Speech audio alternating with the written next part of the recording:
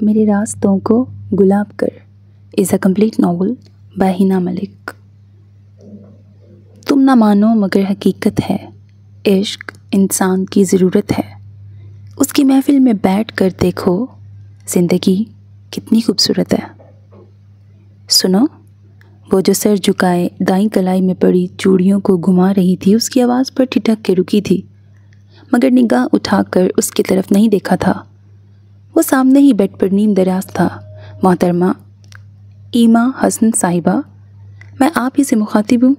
अब की बार उसने निगाह उठा के देखा। जी, मुझसे कुछ कहा आपने?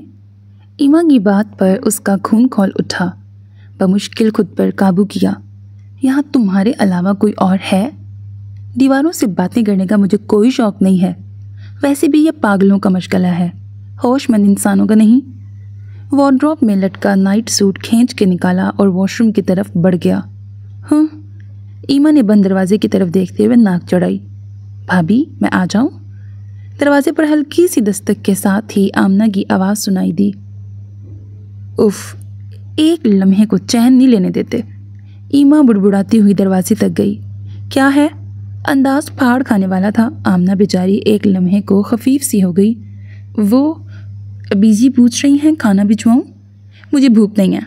अंदाज लठ मार सा था। वो भाईजान? नई दुल्हन, वो भी शहरी। आमना तो यूं भी खासी मरूब रहती थी उससे। वो वॉशरूम में है। भाभी, आप पूछ कर बता दो ना, ऐसी भी क्या आफत आ रही है? वो जी ही जी में खूब तिल मिलाई, मगर कहना जगी। तुम खाना भिजवा दो, कहते ही दरवाज़ा बंद कर दिया। उफ, कहाँ फंसा दिया है आपने मुझे। इस बेवकूफ़ से तो वही सूखा चमड़क खावर हाशमी अच्छा था। कमरे में बेचैनी से इधर उधर टहलते हुए वो सोच रही थी। इस तरारी कैफियत में दाईं हाथ के नाखून चबाती उस समय वो वाकई नफ्सियाती मरीज़ा लग रही थी।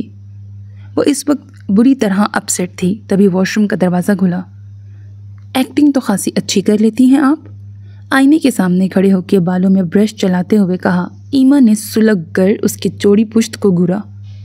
उसके पलटने पर फिल फोर्ड नज़रों का जाविया बदला। फिर वक्त वो उसके किसी भी सवाल का जवाब देने के मूड में नहीं थी। मैंने सुना है पागल खूब चीखते चिल्लाते हैं, बेमकसद गुफ्तगू करते हैं, जबकि ईमा हसन, आप तो बेमकसद तो दूर की बात, बामकसद गुफ्तगू करने की भी अहल नहीं। मैं पागल हूँ? वह रुक कर कड़े तेवरों से उसे घूरने लगी। मैं क्या कह सकता हूँ? आप खुद ही अपने मुंह से एतराफ़ कर रही हैं। वही सुलगता हुआ लहजा। ईमा महज बेबसी से उसे घूर के रह गई। तभी दरवाजे पर दस्तक हुई और आमना का चेहरा नमूदार हुआ। वो खाना लेके आई थी। बीजी ने खा लिया? वो बहन से पूछने लगा तो आमना ने नफ़ी में सर हिलाया। तो फिर दस्तरखान पे खाना लगाओ, सब इकट्ठे मिलके खाते हैं। वो भाभी, आमना की बात मुंह में ही रह गई। इन्हें भूख नहीं है। उसके जवाब पर आमना पलट गई। ये आपका हसन विलाज नहीं है। बेहतर होगा खुद को यहाँ के तौर तरीक़ों के मुताबिक ढालना सीखें। एक तीखी नज़र उस पर डालता हुआ वो बाहर निकल गया। उसके बाहर निकलते ही ईमा ने बेड पर पड़े तकिए उठाकर सामने दीवार पे दे मारे। पुत्र, कुछ हंसा बोला कर, सिंगार किया कर। ये क्या तू हर वक्त कमरे में घुसी रहती है? बीजी की बात पर उसने पहलू बदला। 100 मिलने मिलाने वाले आते हैं। नई कवार ब्रैकेट दुल्हन को देखने का शौक़ तो सभी को होता है, तो ज़रा शोख रंगों वाले गोटे किनारे वाले सूट पहना कर। आखिर को मेरी नूह है। बीजी का पसंदीदा मौजू शुरू हो चुका था। मुझे इन भारी कपड़ों में गर्मी लगती है। कुछ भी हो, वो बीजी से बदतमीज़ी नहीं कर सकती थी। बीजी, भाभी ठीक तो कह रही हैं, आजकल तो मौसम वैसे ही बड़ा गर्म हो रहा है। आमना ने भाभी की तरफदारी में अवाइल बहार के खुशगवार दिनों को गर्म कहने से भी गुरेज न किया। लो बताओ भला, हमारे ज़माने में तो कवार 1 साल तक गोटे किनारी वाले लीड़े ब्रैकेट कपड़े पहनती थी। बीजी, अब वो ज़माना नहीं रहे, वो ज़माने नहीं रहे। आमना मुस्कुराई। ईमा को सख्त उलझन हो रही थी। फिर भी पुत्र, तो थोड़ा बहुत सिंगार तो कर लिया कर। यही तो दिन होते हैं सजने संवरने के। मर्द जब बीवी को सजा संवरा देखता है तो सारे दिन की थकन दूर हो जाती है। बीजी आज ईमा को कायल कर लेने के मूड में थी। अच्छा ठीक है, कर लूँगी। अंदाज जान छुड़ाने वाला था। बीजी तो गोया खिल उठी। ए आमना, जा मेरी दी के लिए सच्चे गुलाब के रंग का लश्कारे मारता सूट निकाल, और साथ वो रंग बिरंगे मोतियों वाला परांदा भी। ईमा तो सुनते ही बिदक उठी। उसने तो टालने को कहा था, मगर माँ जी तो आज अमल के मूड में थी। कहीं जाना है क्या? वो पूछे बिना न रह सकी। आज शाम को आमना के ससुराल वाले तारीख मांगने आ रहे हैं। आखिर उन्हें भी तो पता चले मलिकों की नूह बहू कितनी सोहनी है। शाम को वो मारे बंधे तैयार हो गई थी। सुर्ख और नारंगी शिफॉन का भारी कामदार सूट और फुल मेकअप में वो शोला जवाला बनी हुई थी। बीजी तो उसे देख देख के निसार हो रही थी। आमना के ससुराल वालों को मलिकों की बहू ने खासा मुतासिर किया था। मर्द तो बाहर मर्दाने में थे। बहन जी, नुखा ता तुसी रज के सोनी लेके आयो।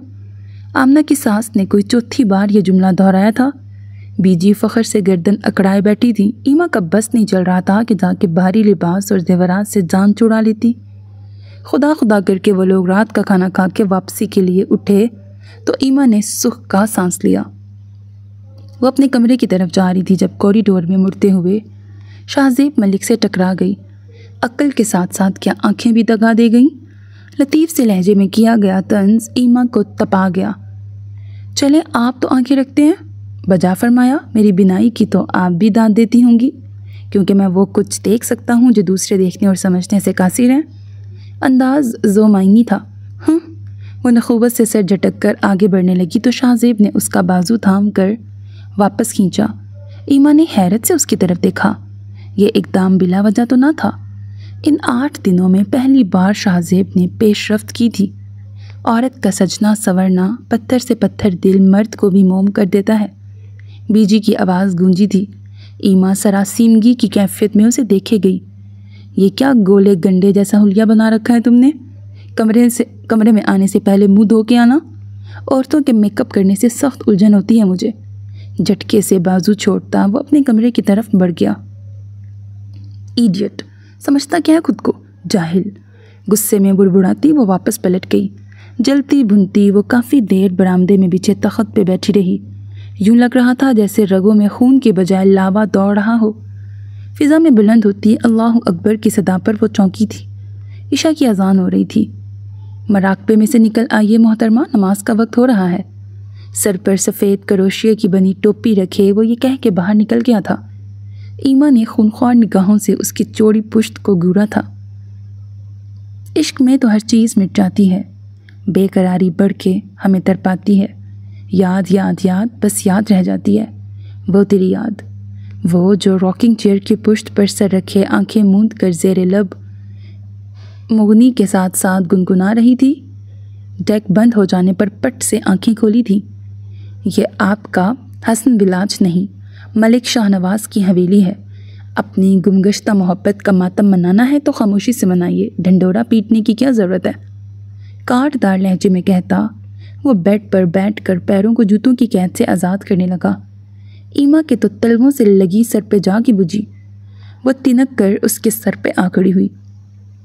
क्या कहा आपने? ज़रा दोबारा फरमाइएगा। तुम्हारा नौकर नहीं हूँ और अपनी बात दोहराना मुझे कभी भी पसंद नहीं रहा। कमीज़ के ऊपरी 2 बटन खोलते हुए हद दर्जे बेजारी से कहा क्या। और मुझे भी ऐसी जाहिलाना रवैयों की आदत नहीं है। आपने पढ़ लिख कर जो चांद चढ़ाया है उससे तो हम जाहिल ही भले हैं। शाहजेब का तहकीर अमेज़ लहजा उसकी जान जला गया। तुम एक नहायत ही तंग नज़र, तकियानुसी और शक्की इंसान हो। काश मैंने पापा की बात ना मानी होती। चिल्ला कर कहते हुए वो पलटने लगी तो शाहजेब ने झुल्ला कर उसका बाजू दबोचा था। वो लड़खड़ा कर उसके पहलू में आ गिरी थी। बीवी हो, बीवी बन के रहो। मुझे औरतों का यूं चिल्ला चिल्ला के बोलना सख्त नापसंद है। इस समय ईमा को शाहजेब की सुर्ख सुर्ख निगाहों से बेहद खौफ महसूस हुआ था। मेरी शराफत का नाजायज़ फ़ायदा मत उठाओ, समझी। झटके से उसका बाजू छोड़ता वो उठकर वार्डरोब की तरफ बढ़ गया था। ईमा ने अपने बाजू को बाएं हाथ से सहलाया जहां अभी भी उसकी सख्त गिरफ्त का एहसास बाकी था। वो उठकर कमरे से बाहर चली आई। शदीद घुटन का एहसास हो रहा था। दिल बार बार भर रहा था। बीजी अपने कमरे में सो रही थी जबकि आमना अपनी किसी सहेली की बहन की मेहंदी में गई हुई थी। अल्लाह रखी और बुआ खैरा भी उसके साथ गई थी। आमना ने उसे भी साथ चलने को कहा था मगर उसने मना कर दिया था। हवेली के पिछवाड़े बने बरामदे की सीढ़ियों पर बैठी वो बेदर्दी से आंसू बहा रही थी। शायद ये सब पापा को तंग करने की सज़ा है। घुटनों में सर दिए वो माजी की भूल भुलैयों में खो गई थी। मुझे मम्मा के पास जाना है। वो बुरी तरह रो रही थी। हाँ बेटा, शाम को चलेंगे मम्मा के पास। हाजरा बी ने चुमकारा। मुझे अभी मम्मा के पास जाना है। ज़मीन पर बैठ के टांगें ज़ोर ज़ोर से पटकने लगी तो हाजरा बी ने सर पीट लिया। वो सुबह से यूं ही जिद कर रही थी। तभी एहसन बेग ने कदम अंदर रखा। क्या हुआ हाजरा बी, ईमा क्यों रो रही है? वो फ़ौरन घबरा उठे थे। पापा, मुझे मम्मा के पास जाना है। इससे पहले कि हाजरा भी जवाब देती वो दौड़ कर पापा की टांगों से लिपट गई। हसन बेग के चेहरे पर यकलख्त गमगीन से तासुरात उभर आए। अजीज़ अहसान शरीक हयात की जुदाई का गम तो वो भी सहना पा रहे थे। ईमा तो फिर बच्ची थी, महज 6 बरस की। ईमा ने रो रो के बुरा हाल कर लिया था। खाना भी ठीक से नहीं खाती थी। हसन बेग की एक ही बहन थी जो उनसे 10 बरस बड़ी थी। अर्जमंद खातून की शादी खालाजात मलिक शाहनवाज से हुई थी। उनके बाद अखलाक बेग थे जो अरसा दराज से जर्मनी में मुकीम थे। हसन बेग सबसे छोटे थे। उनका अपना इंपोर्ट एक्सपोर्ट लेदर गुड्स का बिजनेस था। वो कराची में मुकीम थे। मैमूना उनकी क्लास फेलो थी। दोनों ने पसंद की शादी की थी। मैमूना का साथ पाकर हसन बेग बेहद खुश थे, मगर ये खुशी उन्हें रास्ता आ सकी और शादी के महज 7 बरस बाद वो दिल के आर्जे में मुब्तला होके उन्हें दागे मुफारकत दे गईं। चंद दिनों में ही ईमा ने उन्हें परेशान कर दिया था। अर्जमंद बानो अपना घर बार छोड़ के वहाँ कैसे रह सकती थी? ईमा अभी छोटी थी और उसे संभालना अकेले हसन बेग के लिए मुश्किल था। हाजरा बी को भी वो खातिर में ना लाती थी। रफ्ता रफ्ता वो बहल तो गई मगर हद से ज़्यादा लाड प्यार की वजह से ज़िद्दी और ढीठ बन गई। अर्जमंद बानो अक्सर व बेशतर चक्कर लगा जाया करती थी मगर ईमा तो उनको भी खातिर में ना लाती थी। अफजाल, कब तक यूं कल्ला ब्रैकेट अकेला रहेगा? अब तुझे दूसरी शादी कर लेनी चाहिए। मैमूना की चौथी बरसी के बाद अर्जमंद बानो ने कहा तो हसन बेग चौंक कर उनकी शक्ल देखने लगे। आपा, ये आप क्या कह रही हैं? लो, मैंने कोई गलत बात तो नहीं कही, मगर मैं मैमूना से बेवफाई नहीं कर सकता। पुत्र, मरने वालों से बेवफाई का ख्याल है और अपनी धी का ख्याल नहीं है तुझे? क्या हुआ, उसे ठीक तो है? कुछ अक्ल को हाथ मार। धी नुमानी है, कल को जवान हो जाएगी। 100 मसले होते हैं जो वो सिर्फ अपनी माँ को बता सकती है। क्या सुतेली माँ उसे वो प्यार दे सकेगी जो उसका हक है? क्यों नहीं, अभी दुनिया चंगे लोगों से खाली नहीं हुई। ठीक है आपा, जैसे आपकी मर्जी। उन्होंने मज़ीद बहस का इरादा तर्क करके हथियार डाल दिए। शायद वो भी तन्हाई से घबरा गए थे और फिर चंद ही हफ्तों में सादिया बेगम उनकी शरीक हयात बनकर हसन विला आ गईं। वो बेहद अच्छी बीवी साबित हुई थी। हसन बेग को उनसे कोई गिला ना था, मगर शुरू दिन से वो ईमा के लिए अपने दिल में जगह ना बना पाईं। 1-2 बार उन्होंने ईमा को प्यार से समझाने की कोशिश की मगर ईमा की डिटाई और ज़िद पर वो पीछे हट गईं। ईमा 11वीं साल में थी। बाप की दूसरी शादी पर उसे खुशी नहीं हुई थी। उसके जहन में स्टेप मदर का जो खाका था उसे सादिया बेगम उससे भी कहीं बुरी लगा करती थी। वो उनसे बात करना पसंद नहीं करती थी। दोनों में एक सर्द जंग सी जारी थी। ज़बान से वह कुछ ना कहती थी। हसन बेग के सामने ईमा से प्यार जताने की कोशिश ज़रूर किया करती थी। ईमा तब भी खामोश रहा करती थी मगर सादिया बेगम को जलाने का कोई मौका हाथ से न जाने देती। जब वो हसन बेग के शाने से लगकर नित नई फरमाइशें किया करती थी तो सादिया बेगम के चेहरे के तासुरात उसे खूब मज़ा देते थे। उसकी ज़िंदगी में हलचल तब मची जब एक नया वजूद इस घर का हिस्सा बना, साद। और फिर फरवा की आमद से सादिया बेगम की पोजीशन एकदम मजबूत हो गई। अब उन्हें कोई डर ना था। ईमा जब हसन बेग को बच्चों से प्यार करता देखती तो सुलग के रह जाती।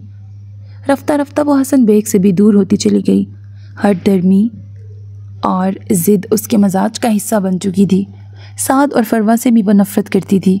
सादिया बेगम का रवैया रोज़ अव्वल की तरह था। उन्हें उससे कोई सरोकार ना था कि वो क्या करती है, कहाँ जाती है, वगैरह वगैरह। हसन बेग दिन रात बिजनेस में मसरूफ़ रहते थे। ईमा से उनकी मुलाकात अक्सर तब हुआ करती थी जब ईमा को रुपयों की ज़रूरत होती थी। वो अब कॉलेज की तालबा थी। कॉलेज में भी वो नकचिड़ी और मुँह फट मशहूर थी। ICS के बाद उसने BCS में एडमिशन ले लिया। यूनिवर्सिटी में उसकी मुलाकात हारून रज़ा से हुई। वो MSc फाइनल का स्टूडेंट था। दोनों की पहली मुलाकात शॉपिंग मॉल में हुई थी। एक्सक्यूज़ मी मोहतरमा। ईमा ने पलट के देखा। जी, मुझसे कुछ कहा आपने? गॉगल्स सर पे टिकाती वो खासी मगरूर लगती थी। ये शॉपिंग बैग मेरा है। ईमा के हाथ में पकड़े लिफाफे की तरफ इशारा किया। व्हाट? वो तिनक के बोली। जी हाँ। यू मीन मैं चोर हूँ? कड़े तेवरों से उसे घूरा। मेरा ये मतलब नहीं था। मैं तो फिर क्या मतलब था? देखिए मिस, आप खामखा नाराज़ हो रही हैं। आप मुझे चोर कह रहे हैं और मैं एहतजाज भी ना करूं? उफ, फिर वही मुर्गे की एक टांग। अजीब अहमक खातून है आप। व्हाट? ईमा के तो तलवों से लगी सर पे जाके बुझी। एक्सक्यूज़ मी मैम, आप अपना बैग काउंटर में भूल गई थी। इससे पहले कि वो कुछ कहती, एक सेल्समैन शॉपिंग बैग उठाए उसकी तरफ आया। ईमा ने अपने हाथ में मौजूद शॉपिंग बैग पे नज़र डाली तो खिसिया के रह गई। बैग में से झांकते मर्दाना कपड़े उसे शर्मिंदा कर गए। हारून रज़ा ने अबरू उचकाते हुए एक तंजिया निगाह उस पर डाली और बिना कुछ कहे उसके हाथ से बैग लेके आगे बढ़ गया। यह उनकी पहली मुलाकात थी। दूसरी मुलाकात यूनिवर्सिटी में सौम्या के तवस्सुत से हुई थी। सौम्या उसकी फ्रेंड थी। उसका कज़न MCS फाइनल का स्टूडेंट था। हेलो अमाद भाई, कैसे हैं आप? लाइब्रेरी से निकलते अमाद को देखते ही सौम्या ने कहा था। ईमा भी उसके हमरा थी। First class. तुम सुनाओ, पढ़ाई कैसी जा रही है? अभी तो स्टार्ट है। अरे मैं तारुफ कराना तो भूल ही गई। ये मेरी फ्रेंड ईमा है और ईमा ये अमाद भाई हैं, मेरे खाला के बेटे। सौम्या ने तारुफ की रस्म निभाई। दोनों ने फ़कत सर हिला के सलाम किया। अमाद चलो यार, ये बुक्स तो इशू करवा ली मैंने। और लाइब्रेरी से निकलता वो शख्स एक लम्हे को ठिठक के रुका था। ईमा ने सरसरी सी नज़र उस पर डाली और बेनियाज बनी च्युइंगम चबाती रही, हालांकि वो उसे पहचान चुकी थी। ए हारून, ये सौम्या है मेरी कज़न और ये ईमा सौम्या की फ्रेंड। हारून रज़ा तो ईमा हसन से भी बढ़कर बेनियाज और बेमुरव्वत साबित हुआ था। अमाद के तारुफ करवाने पर फ़कत रस्मी अंदाज में सर हिला। ईमा की तरफ तो देखा भी नहीं।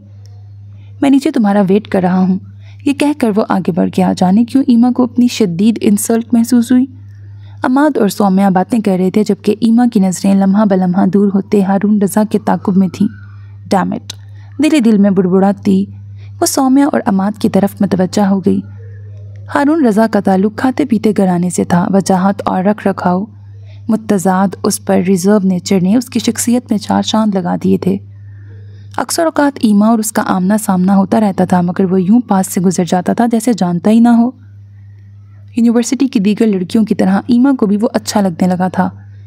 जितना वो लड़कियों से बेनियाज नज़र आता था, लड़कियां उतना ही उसके पीछे भागा करती थीं।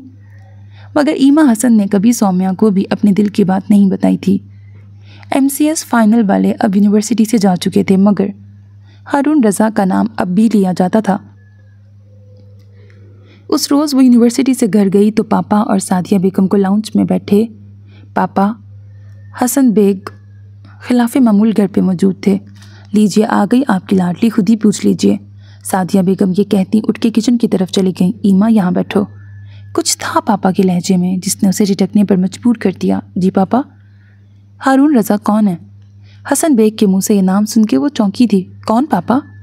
बनो मत, मुझे बताओ, कब से जानती हो उसे? पापा वो हमारी यूनिवर्सिटी में पढ़ता था। आई सी। हसन बेग पुरसोच अंदाज में पेशानी पे हाथ फेरने लगे। कब से चल रहा है ये चक्कर?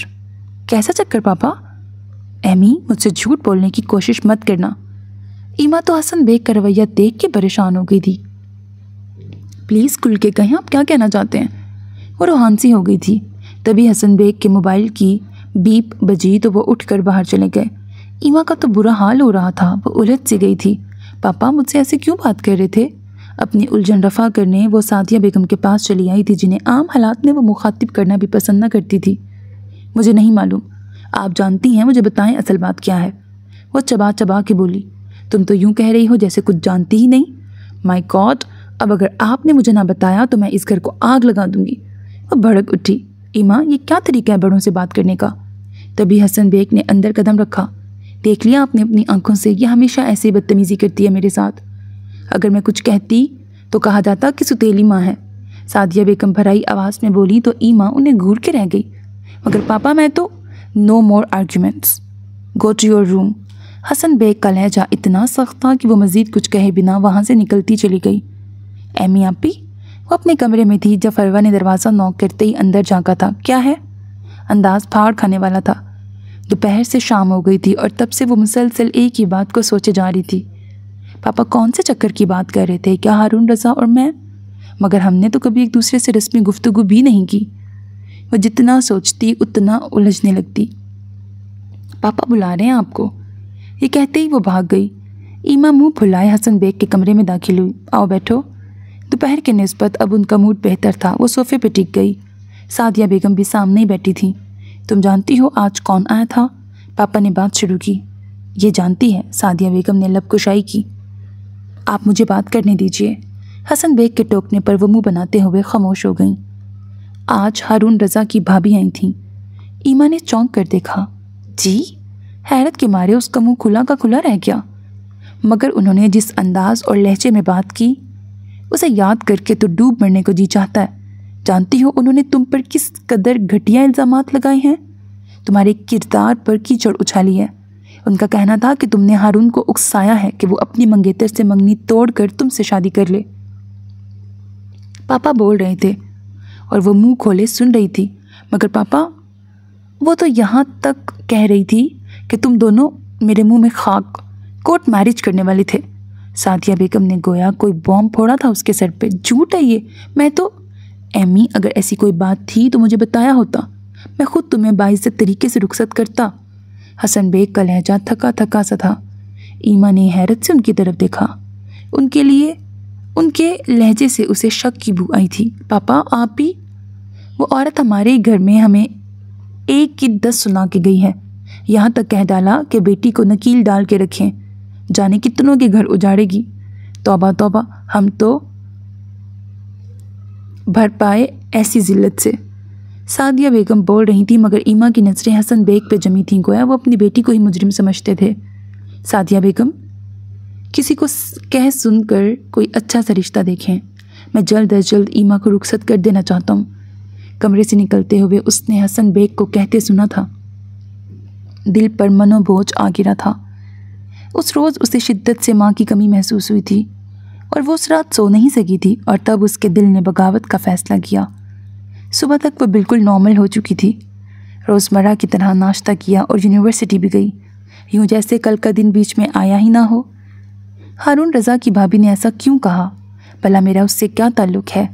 बस यही उलझन वो सुलझाना पा रही थी।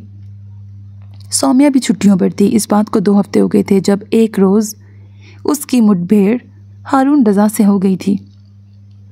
वो शायद किसी काम से यूनिवर्सिटी आया हुआ था। ईमा को देखकर उसकी रगें तन गईं। वो आगे बढ़ने लगा जब ईमा ने पुकार लिया था। एक्सक्यूज़ मी मिस्टर रज़ा, मुझे आपसे एक बात करनी है, मगर मैं आपसे कोई बात नहीं करना चाहता। आपको मेरी बात सुननी होगी।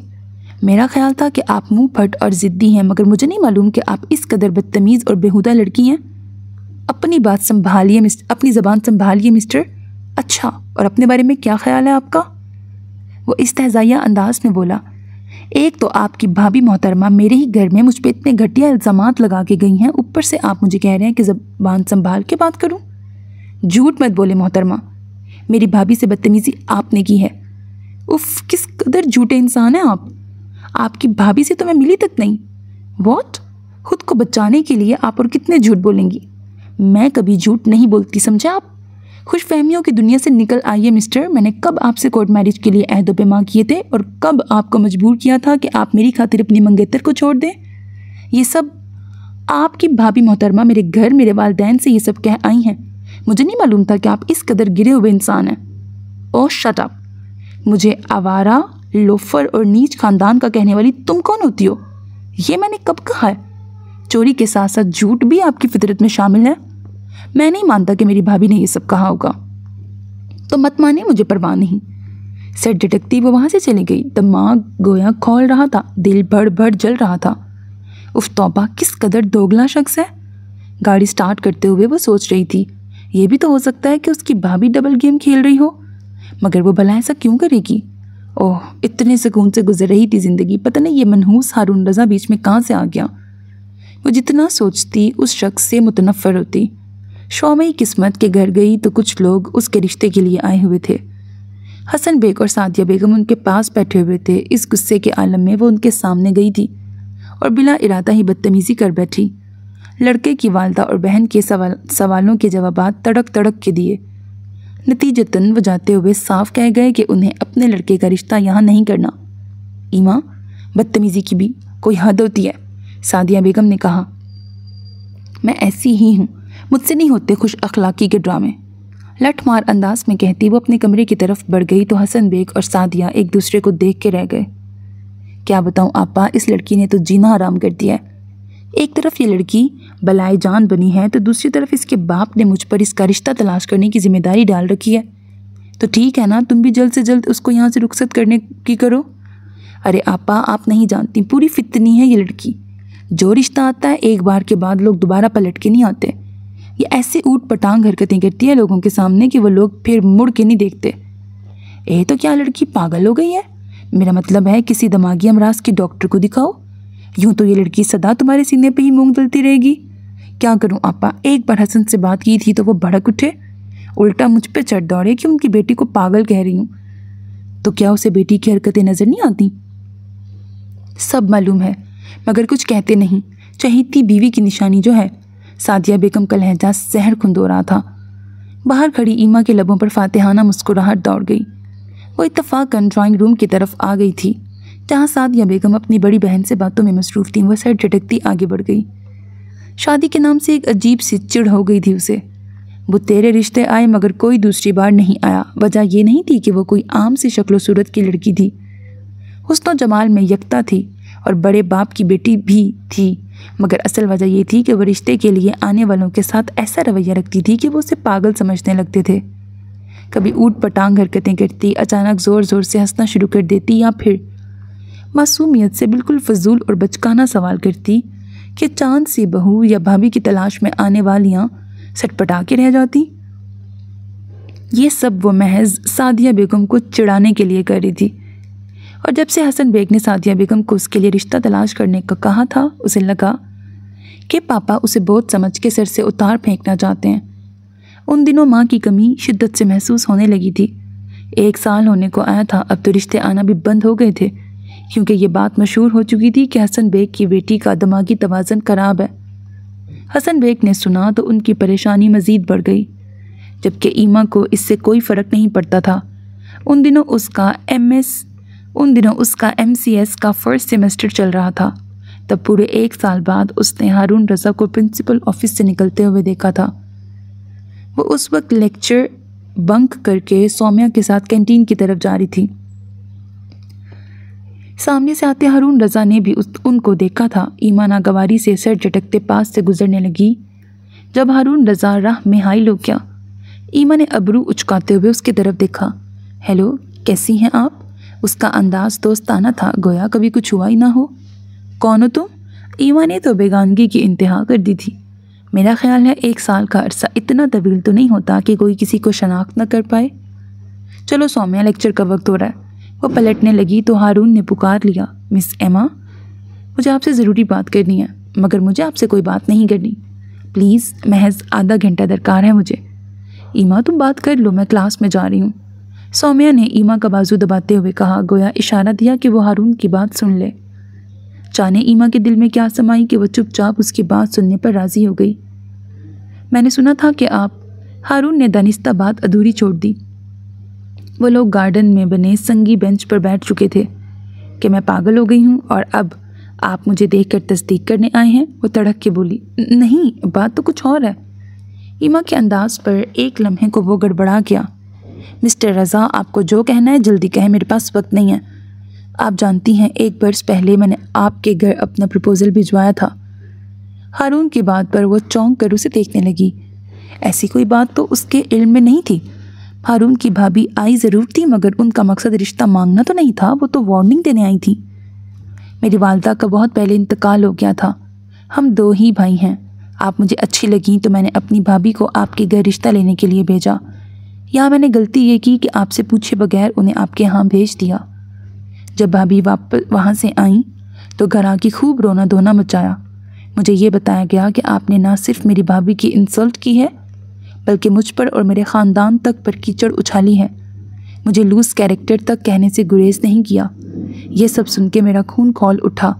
चूँकि आपकी और मेरी मुलाकातें कुछ अच्छे हालात में नहीं हुई थी, इसी को मद्देनज़र रख के मैंने ये सब सच मान लिया। मुझे अपनी पसंद पे अफसोस होने लगा था। शायद मैं तमाम उम्र इसी गलतफहमी में मुब्तला रहता अगर चंद रोज़ पहले भाभी और उनकी वालदा की गुफ्तगू ना सुन लेता। भाभी की ख्वाहिश थी कि मेरी शादी उनकी छोटी बहन से हो, मगर जब मैंने आपका नाम लिया तो वो खामोश हो गई।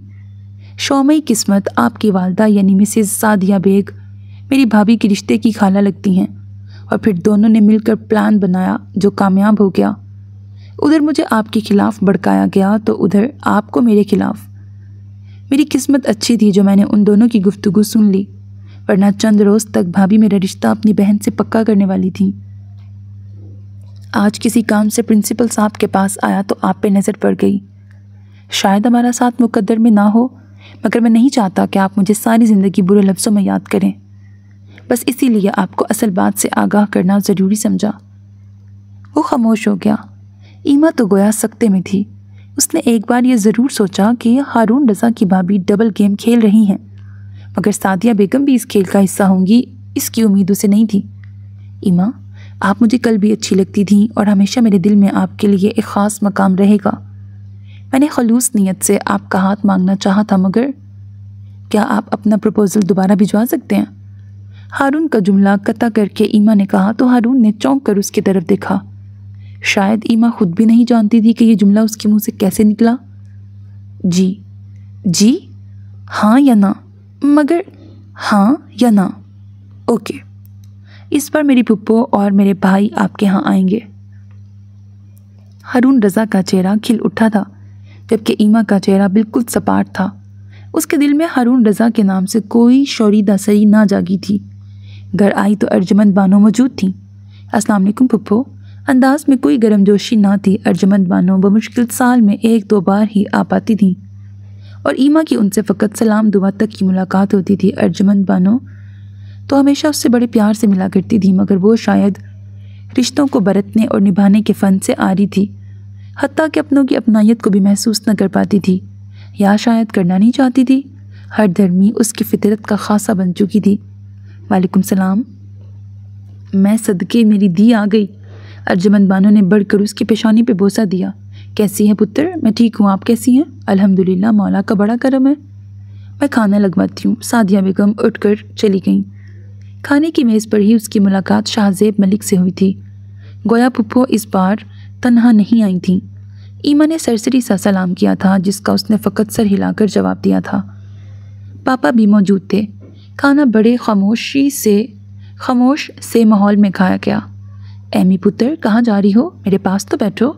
खाना ख़त्म करके वो उठकर जाने लगी तो अर्जुमंद बानो ने पुकारा, पुप्पो, इस वक्त मैं बहुत थकी हुई हूँ, शाम को आपसे बातें करूँगी। एक लम्हे को खामोशी छा गई। शाहजेब ने ज़रा की ज़रा निगाह उठा के उसे देखा, फिर नागवारी से नज़र फेर ली। हसन बेग की खशमगी निगाहों को नज़रअंदाज करती वो अपने कमरे की तरफ बढ़ गई। बुरा मत मानिए कापा, आजकल इसकी तबीयत कुछ ठीक नहीं है। सादिया बेगम ने जामिद खामोशी को तोड़ा। खैर तो है हसन, तुमने तो मुझे कुछ नहीं बताया। अर्जुमंद बानो फिक्रमंद हो गई। बस आपा क्या बताऊँ? हसन बेग ने सर्द आबरी। वो मुख्तसरन अर्जुमंद बानो को सब कुछ बताने लगे। अर्जुमंद बानो के साथ साथ शाहजेब भी ये सब सुन रहा था, मगर फ़र्क सिर्फ इतना था कि उसके तासुरात अर्जुमंद बानो से कतई मुख्तलिफ थे। हारून रज़ा की पुप्पो और भाई हारून का रिश्ता लेके आए थे। सादिया बेगम हैरान थीं तो हसन बेगम को सख्त ताव आया था। उन्होंने साफ लफ्ज़ों में इनकार कर दिया था, ये कहकर कि वो ईमा का रिश्ता कहीं और तय कर चुके हैं। ईमा इस बात से लाइल्म रही कि हारून रज़ा के घर वाले आके चले भी गए थे। वो तो हारून रज़ा के फ़ोन करने पर उसे हकीकत मालूम हुई। आपने मुझे बताया क्यों नहीं ईमा? क्या यही कि आपकी मंगनी हो चुकी है? बहुत। ये आपसे किसने कहा? वो तकरीबन चिल्लाई थी। आज मेरे घर वाले आपके यहाँ आए थे, क्या आपको मालूम नहीं? वो कुछ तल्ख हो गया। नहीं, मुझे तो किसी ने कुछ नहीं बताया। उसे ज़िंदगी में पहली बार अपनी लाइल्मी पर गुस्सा आने लगा। आपके वालिद साहब ने यह कह के इनकार कर दिया कि वो आपका रिश्ता आपके फुफ्फोजाद से तय कर चुके हैं। क्या ये बात भी आप नहीं जानती? हारून का लहजा कुछ अजीब सा हो गया। देखिए मिस्टर रज़ा, मुझे झूठ बोलने की आदत है, ना ही वजाहतें देने का शौक़। ये कहकर उसने खटाक से फ़ोन बंद कर दिया। दिल में गोया अलाव दहक रहा था। उसकी ज़िंदगी का इतना अहम फैसला उससे बिना पूछे कर दिया गया था और उसे कुछ मालूम ही ना था। ओह, तो गोया फुप्पो अपने उस जाहिल बेटे के साथ इस बार इस मिशन पे आई हैं। वो महज दांत पीस के रह गई। फिर कुछ सोचकर तन फन करती हसन बेग के कमरे की तरफ बढ़ी। इससे पहले कि वो अंदर दाखिल होती, अंदर से आती आवाज़ों पर उसके कदम थम गए। आपा, मैं टूट चुका हूँ। ये लड़की मेरी जान लेके छोड़ेगी। ना, ऐसे नहीं बोलते, वो दी है तेरी। बस ज़रा लाड प्यार में बिगड़ गई है, तू फिक्र ना कर। अब तो वह तेरी नहीं, मेरी जिम्मेदारी है। अर्जुमंद बानो की तसल्ली आमेज़ आवाज़ गूंजी। डॉक्टर्स कहते हैं वो बिल्कुल ठीक है, सिर्फ जहनी दबाव का शिकार है। ब्याह के बाद सब ठीक हो जाएगा, तो फिक्र क्यों करता है? खैर से बिस्मिल्लाह करो और ब्याह की तैयारियां करो। ईमा तो सुनकर गोया पत्थर की हो गई थी। ये सब इतनी जल्दी हो जाएगा, ऐसा तो उसके वहम गुमान में भी ना था। जानती तो अर्जुमंद बानो भी ना थीं कि वो इस बार भाई के घर से बेटे का रिश्ता तय करके लौटेंगी। शाहजेब किसी काम से कराची आ रहा था तो अर्जुमंद बानो भी साथ हो ली कि भाई से मिले हुए अरसा हो गया था। यहाँ आकर जो हालात मालूम हुए तो उनका दिल पसीज गया। झट से भाई से कह दिया कि वो ईमा को अपनी बहू बनाने पर तैयार हैं। शाहजेब से पूछा तो वो जैसे आपकी मर्ज़ी कहकर चुप हो गया, जबकि अर्जुमंद बानो बेटे की इस सादतमंदी पर निसार हो गई। फ़ोन पर ही मलिक शाहनवाज से मशवरा करके रिश्ता तय कर दिया। ईमा जानती थी इस बार इनकार करना मुश्किल होगा। हसन बेग कोई बात सुनने पर राज़ी न होंगे। उसने कुछ सोच कर बराह रास्त शाहजेब से बात करने का फ़ैसला किया। सुबह वो और फुप्पो वापस जा रहे थे और ईमा ये मौका गंवाना नहीं चाहती थी। रात के 11 बज रहे थे और वो शाहजेब के कमरे का दरवाज़ा खटखटा रही थी। आप? ईमा को दरवाजे पे देख के वो चौंका था। अंदर आ सकती हूँ? जी नहीं। वो बेहद संजीदा था। जी? देखिए, आप तो एबनॉर्मल कहला के छूट जाएंगी, मगर मैं फंस जाऊंगा। वो इतना सीधा नहीं था जितना ईमा उसे समझ रही थी। जाहिल होने के साथ साथ अड़ियल भी है। वो दिल ही दिल में बोली थी, मैं पागल हूँ और आप फिर भी मुझसे शादी करने पर तैयार हो गए। ईमा के कहने पर शाहजेब ने अब्रू उचकाते हुए उसे देखा। पागल कभी भी अपने मुंह से नहीं कहता कि वो पागल है, चाहे सारी दुनिया यकीन कर ले कि ईमा हसन पागल है, मगर मैं जानता हूँ कि आप महज पागलपन का ढोंग रचा रही हैं। मैं आपसे बहस करने नहीं आई, सिर्फ ये कहने आई हूँ कि आप मुझसे शादी से इनकार कर दें। ये नेक काम आप खुद क्यों नहीं अंजाम दे देती? वह गोया महजूज होकर बोला था। ईमा उसके अंदाज पर जिच हो गई। अगर मुझे किसी अहमक से ही शादी करनी थी तो वो खावर हाशमी क्या बुरा था? जो था तो FA पास, मगर दौलत बेतहाशा थी उसके पास। और वो हारून रज़ा, उसमें तो किसी चीज़ की कमी न थी। बहुत लंबी फहरिस्त है, गिनवाने बैठूं तो रात बीत जाए, और आप तो इस फहरिस्त में कहीं नहीं आते शाहजेब मलिक। शिद्दत ज़ब्त से शाहजेब का चेहरा सुर्ख हो गया। क्या आप आधी रात को मुझे यही बताने आई हैं? सिर्फ ये बताने आई हूँ कि मुझे आपसे शादी करने में कोई दिलचस्पी नहीं है। बेहतर होगा आप खुद पीछे हट जाएं, वरना आगे आप खुद समझदार हैं। वो जैसे आई थी वैसे पलट गई, मगर शाहजेब मलिक के दिल का सुकूनो करार तहवाला कर गई। फ़कत 1 हफ्ता गुजरा था और आज ठीक 8 दिनों बाद वो उस घर से विदा हो रही थी। उसे सबसे ज़्यादा हैरत शाहजेब मलिक पर थी, जो सब कुछ जानते बूझते उसे अपनाने पर तैयार हो गया था। अपने तई उसने शाहजेब का दिल ख़राब करने में कोई कसर ना छोड़ी थी, मगर वो तो अजीब शख्स निकला था। रुखसती के वक्त हसन बेग ने उसके सर पे हाथ रखा और गले लगाना चाहा तो वो जानबूझकर पीछे हो गई। ये गोया बाप से नाराज़गी का इजहार था। मैं आपके लिए बोझ बन गई थी ना पापा, अब आप मेरी सूरत को भी तरसेंगे। हसन बेग नम आंखें लिए उसे रुखसत कर रहे थे, जबकि वो दिल ही दिल में उनसे मुखातिब थी। उसका चेहरा बिल्कुल सपाट था। सोदो ज़या का कोई निशान उसके चेहरे पर तलाशना मुश्किल था। उसके दिल में क्या था ये सिर्फ वही जानती थी। PC में शानदार सा बेडरूम उसका हुजला अरूसी बनाया गया। दोस्तों को रुखसत करके जब शाहजेब मलिक ने अंदर कदम रखा तो निगाह बे इख्तियार गुलाब और मोतिये के फूलों से आरास्ता सेज की तरफ उठी थी। एक लम्हे को वो छिटक के रुक गया। सुर्ख गुलाबों से आरास्ता जहाज़ी साइज बेड पर सुर्ख और मैरून अरूसी लिबास तो मौजूद था, मगर वो वहाँ मौजूद नहीं थी। ये सब देखकर उसकी रगें तन गईं। फितरी तौर पे उसकी ख्वाहिश थी कि जब वो अंदर दाखिल होता तो उसकी दुल्हन मशरकी अंदाज में नज़रें झुकाए महवे इंतज़ार होती, मगर यहाँ ऐसा कुछ ना था। उसने बेदिली से शेरवानी के बटन खोले और शेरवानी उतार कर सामने सोफे पर उछाल दी। तभी वॉशरूम का दरवाज़ा खुला और वो बेबी पिंक और फिरोज़ी कॉटन का सूट ज़ेबे तन किए बरामद हुई। तौलिए से चेहरा थपथपाती वो आईने के सामने जा रुकी और बालों में ब्रश चलाने लगी। कहीं से नहीं लग रहा था कि वो चंद घंटों की दुल्हन है।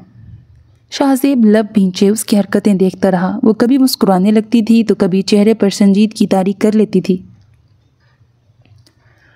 शाहज़ेब उसके मुकाबिल जा रुका। ये सब क्या है?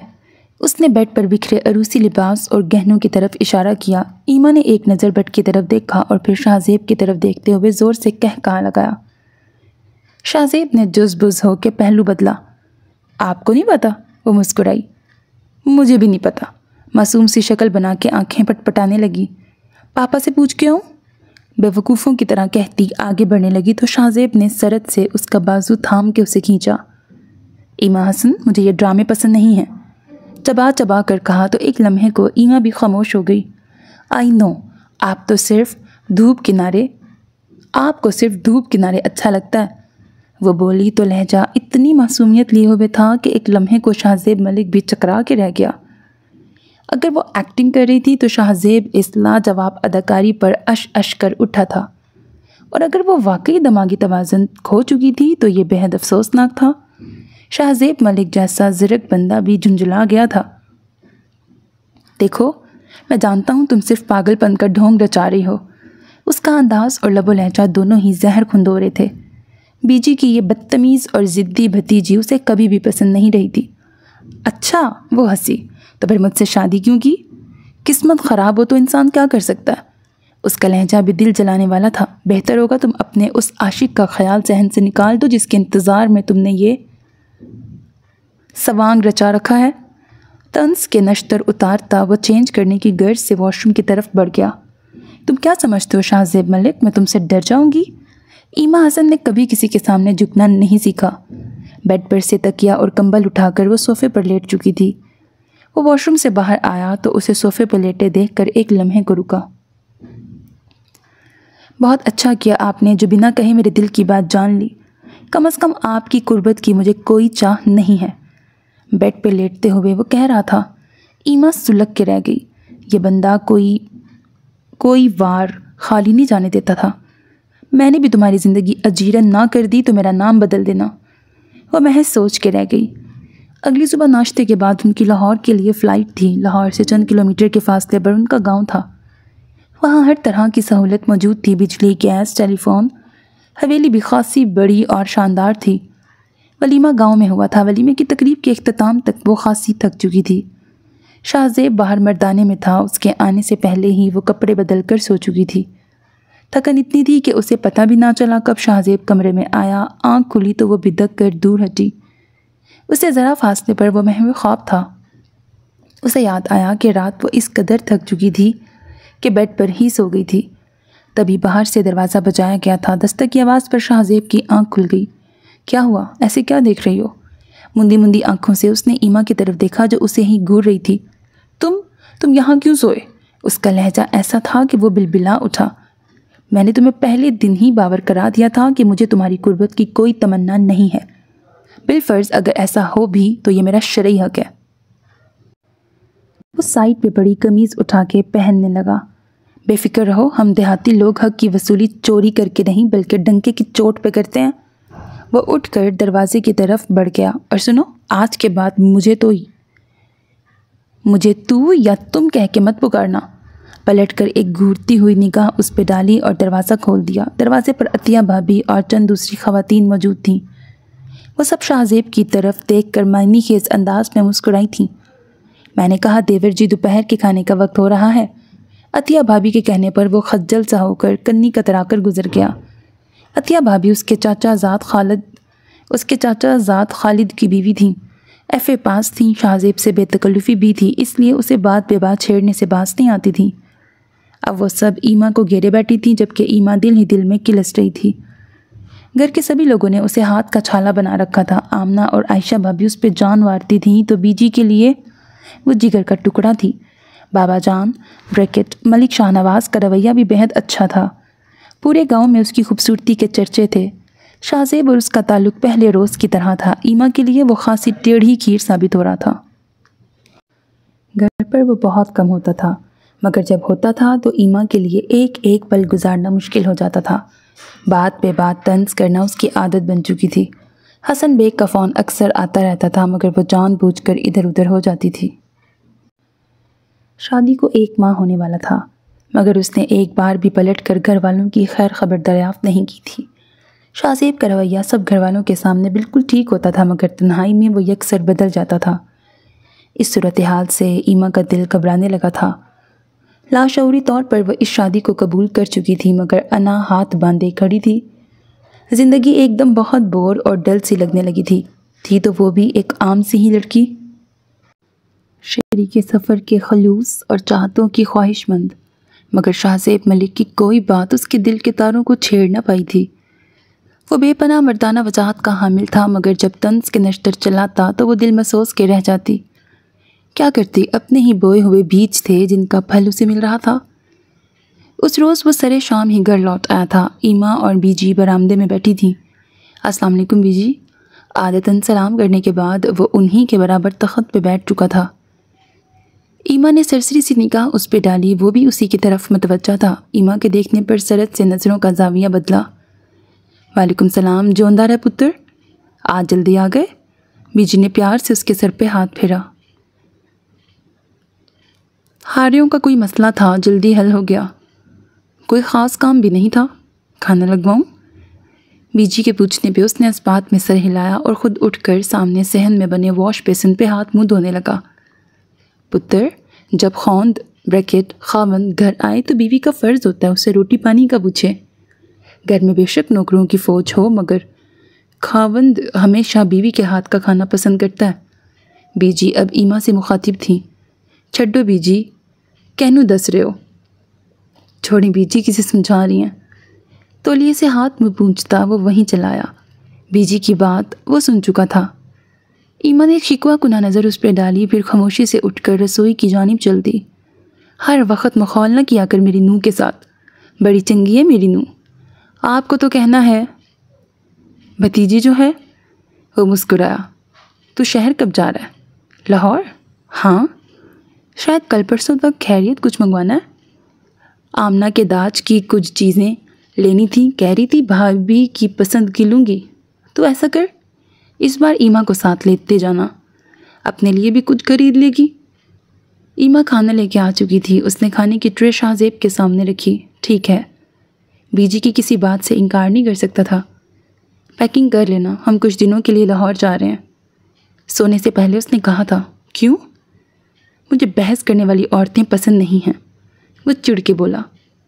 मिस्टर शाहजेब मलिक, आप एक बार ही मुझे बता क्यों नहीं देते कि आपको किस किस्म की औरतें पसंद हैं? वो जाने क्यों बहस पर आमादा थी। मेरी पसंद नापसंद से तुम्हें क्या फ़र्क पड़ता है? अजीब इंसान है आप, कम से कम मेरी समझ से बालातर हैं। उसके लहजे में बेबसी घुली थी। जाहिर है समझ बूझ आप जैसे पागलों की मिरास थोड़ी होती है। लबों पर दिल जलाने वाली मुस्कुराहट थी। मैं पागल नहीं हूँ, समझे आप? वो तड़प के बोली थी। अपने ही बयान से मुकर रही हैं मोहतरमा। गलती हो गई, माफ़ कर दे मुझे, जान बख्श दे मेरी। उसकी आवाज़ भरा गई। बस निकल गए सारे कसपल, इतना ही दमखम था? वह उठकर उसके मुकाबिल आ खड़ा हुआ। जब आपको मुझसे नफ़रत थी तो फिर मुझसे शादी क्यों की? शाहजेब ने चौंक कर उसकी तरफ देखा। ये लहजा और अंदाज पहले से बदला हुआ था। पहले से अकड़ की जगह बेबसी नज़र आ रही थी। तो गोया ईमा हसन साहिबा हथियार डाल चुकी हैं। वो पुरसोच अंदाज में उसकी तरफ देख रहा था। ईमा उसके इस तरह देखने पर सटपटा गई। वो इतनी बुरी नहीं थी जिसकी वो तवक्को कर रहा था। मैं देखना चाहता था कि मेरी बर्दाश्त और नफ़रत की हद कहाँ तक है।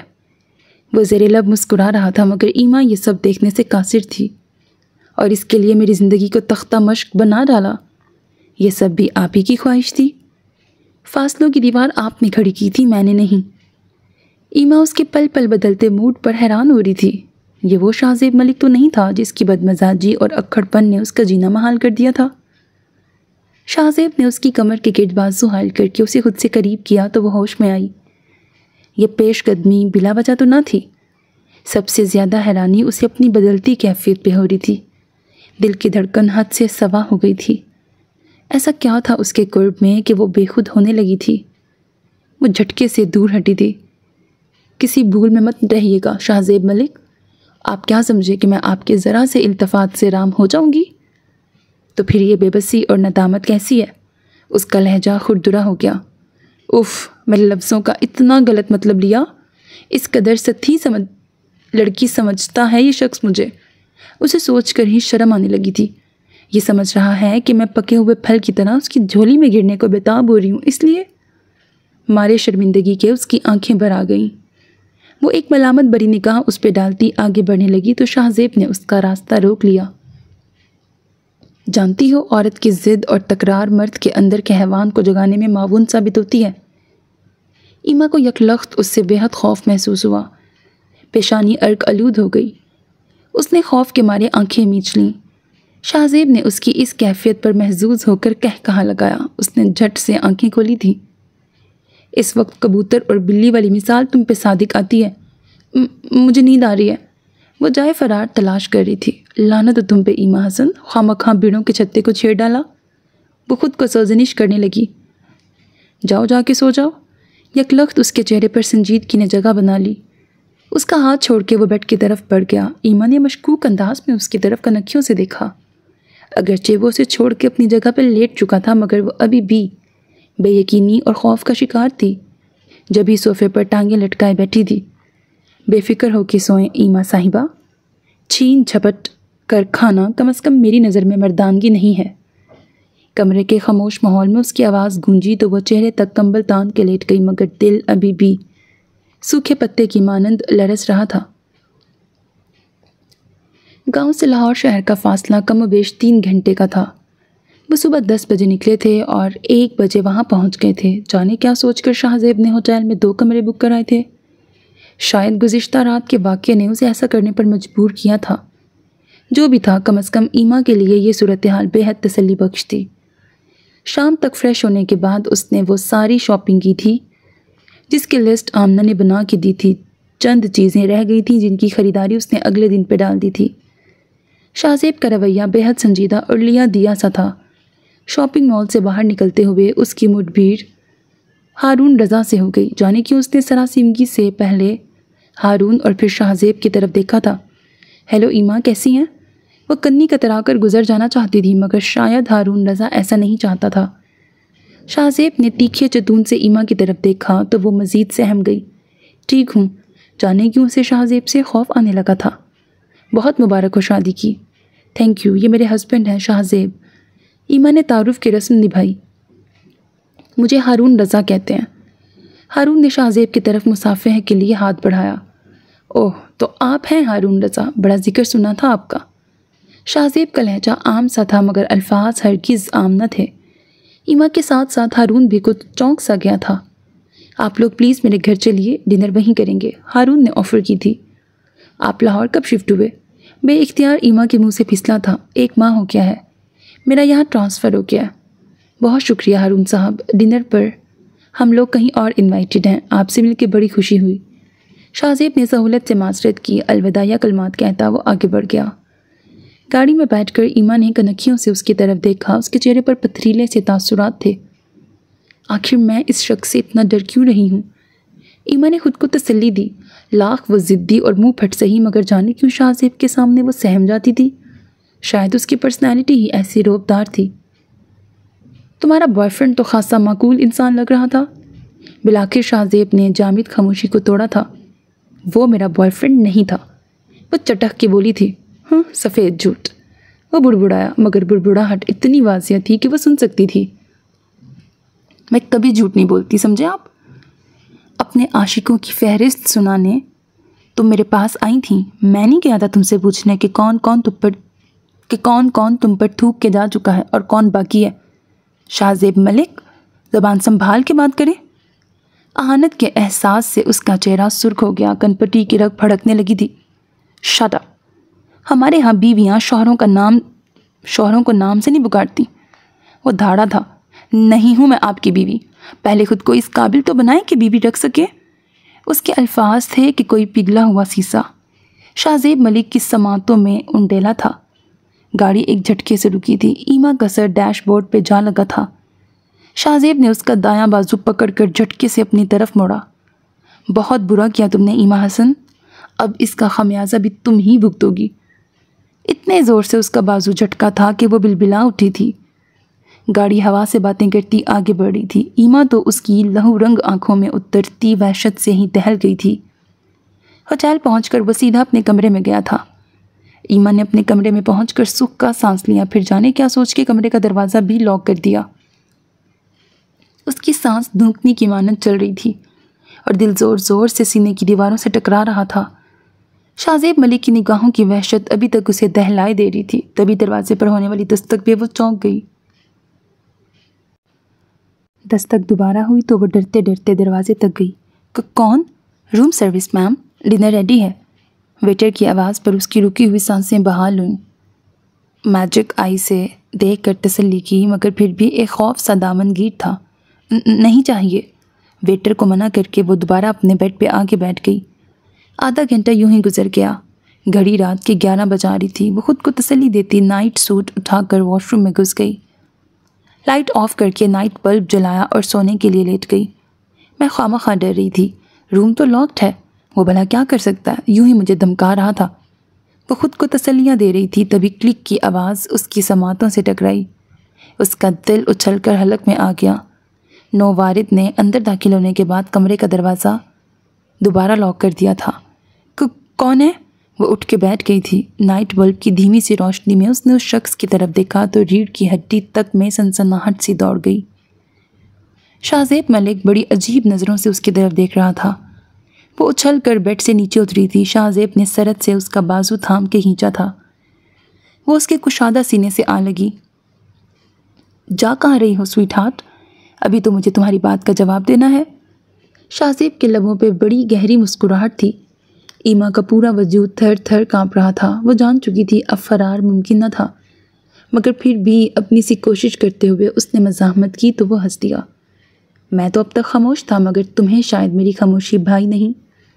वो बोल रहा था जबकि ईमा उसकी मजबूत गिरफ्त में महज फड़फड़ा के रह गई थी। वाकई औरतें बहुत बड़ी ड्रामेबाज होती हैं। डॉक्टर को रुखसत करके वो अंदर आया तो बाआवाज़ बुलंद इजहार ख्याल किया। वो बुखार में भुनक रही थी। उसने दर्जीदा निगाहों से उस सितमगर की तरफ देखा। सारा दिन वो शदीद बुखार की हालत में बेसुध पड़ी रही थी। डॉक्टर ने इंजेक्शन दिया था जिसके बाद उसकी हालत कुछ संभली थी। अल्लाह रे, ये नाजुक मजाजी, ऐसी भी क्या क़यामत टूट पड़ी है तुम पे कि बीमारी का बहाना बना लिया। लफ्ज़ों के नश्तर उतारता वो बेहद जालिम लग रहा था। किस कदर बेहिस इंसान हैं आप, बल्कि आपको तो इंसान कहना ही इंसानियत की तौहीन है। वो जल कर गोया हुई। रस्सी जल गई मगर बल नहीं गया। ईमा बेगम, लगता है आपकी तबीयत अभी भी ठिकाने नहीं लगी, वो महजूज कुन अंदाज में कह रहा था। ईमा ने आंखें मूंद कर चेहरा दूसरी तरफ मोड़ लिया। पापा, आपने मुझे इस वहशी के पल्ले बांध के अच्छा नहीं किया। आंसू पलकों के बंद तोड़ कर तकिए में जज्ब होने लगे थे। क्या कहा? मैं ठीक से सुन नहीं पाया। शाहजेब के अंदाज पर वो किलस के रह गई। मुझे घर जाना है, वो भराई आवाज़ में बोली। क्यों इतनी जल्दी? अभी तो आपके बॉयफ्रेंड के यहाँ डिनर भी करना है। तंज के नश्तर ईमा के जिगर को लहू लहू कर गए। शट अप, वो तड़प के बोली थी। यू शट अप, वो तुर्की बतुर्की बोला। लहजा गुर्राहट लिए हुए था। यही है ना वो शख्स जिसकी खातिर तुमने ये पागलपन का ढोंग रचा रखा है? शाहजेब के कहने पर ईमा ने महज खामोश नज़रों से उसकी तरफ देखा, फिर निगाह का जाविया बदल लिया।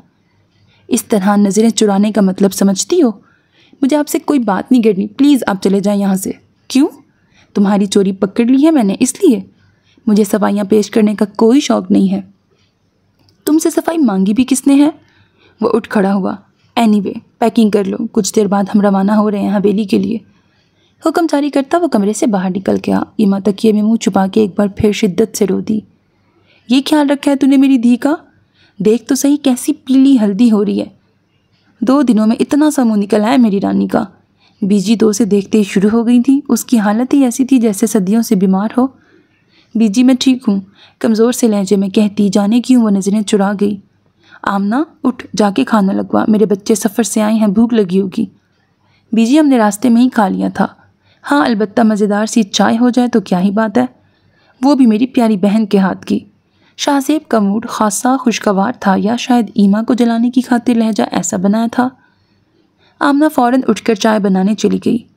ईमा अपने कमरे में पहले ही जा चुकी थी। वो अंदर दाखिल हुआ तो एक लम्हे को रुक कर उसे देखने लगा, जो बैकग्राउंड से टेक लगाए आंखें मूंदे हुए थी।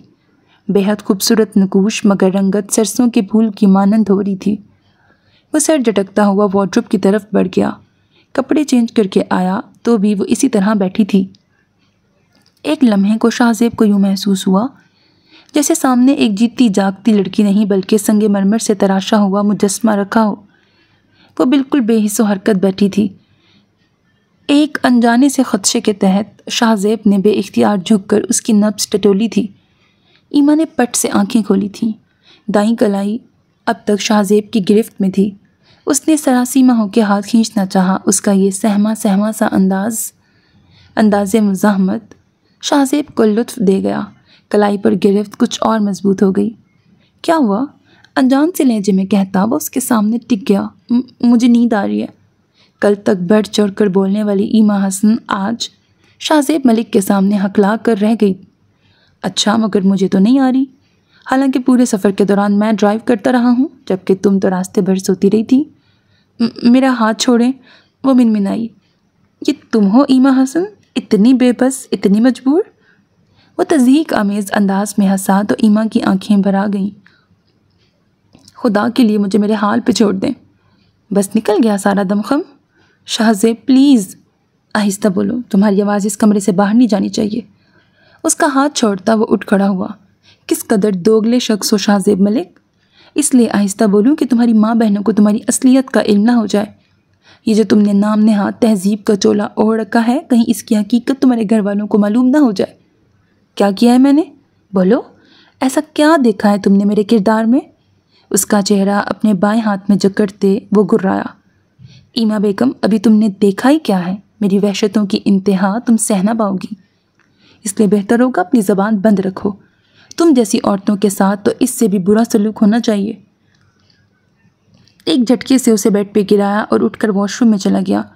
I hate you, I hate you, उसने चिल्लाते हुए तकिए उठाकर बेड से नीचे फेंक दिए।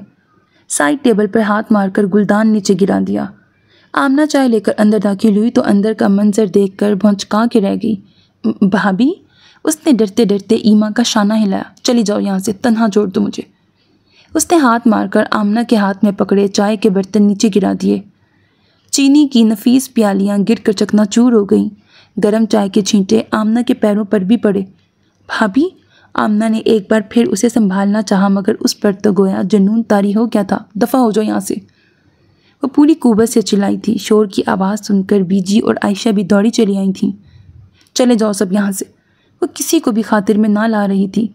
शाहजेब भी वॉशरूम से निकल आया था। ईमा को देखकर उसकी रगें तन गईं। ईमा मेरी धी, होश कर। बीजी ने चुमकारा तो उसने उनका हाथ भी झटक दिया। माँ की ये तौहीन शाहजेब से बर्दाश्त ना हो सकी। क्या तमाशा लगा रखा है? दुरुस्त से लहजे में ईमा से दरियाफ्त किया। तमाशा? तमाशा तो मैं तुम्हारा अब लगाऊंगी। तुम अपने आप को समझते क्या हो? शाहजेब का गिरेबान दोनों मुट्ठियों में दबोच कर चिल्लाई। माँ बहनों के सामने ये अंदाज, शाहजेब का खून खौल उठा। चटाक, उसका हाथ ईमा के बाएं गाल पर निशान सब्त कर गया। वो लड़खड़ा कर बेड पे गिरी थी। ना पुत्र, वो अपने होश में नहीं है। बीजी का ख्याल पुख्ता हो गया था कि उस पर पागलपन का दौरा पड़ा था। होश में ही तो ला रहा हूँ इसे। शाहजेब की आंखें लहू रंग हो रही थीं। आप फिक्र ना करें, मैं संभाल लूँगा। आमना, आयशा, तुम लोग बीजी को लेकर अपने कमरे में जाओ। पुत्र, वो बीजी ने जाने में तामुल किया। बीजी, तुसी फिक्र ना करो, मैं संभाल लूँगा। बीजी को मुतमईन करके वो दरवाज़ा बंद करके पलटा। एक सुलगती हुई नज़र ईमा पे डाली, जो अब बेड पर औंधे मुँह लेटी सिसक रही थी। लगता है तुम्हें इज्जत रास नहीं आती। शाहजेब ने दाएं हाथ में उसके बाल जकड़कर एक झटके से सर उठाया तो उसकी सिसकी निकल गई। छोड़ो मुझे जंगली इंसान, नफरत है मुझे तुमसे। वो खुद को उसकी गिरफ्त से छुड़वाने को हलकान हुई थी। तुम्हारा तो मैं वो हशर करूँगा ईमा बेगम कि तुम ये पागलपन के दौरे भूल जाओगी। तुमने मेरी नरमी का नाजायज़ फ़ायदा उठा रखा है। वो गुर्राया और ईमा बेबसी से लब काट के रह गई। वो चाहकर भी खुद को उसकी गिरफ्त से आज़ाद न करवा पाई थी। आप भी, पापा कह रहे हैं खाना खा लें। फरवा ने दरवाजे की ओर से झांक कर कहा। ईमा ने एक तीखी नज़र उस पर डाली।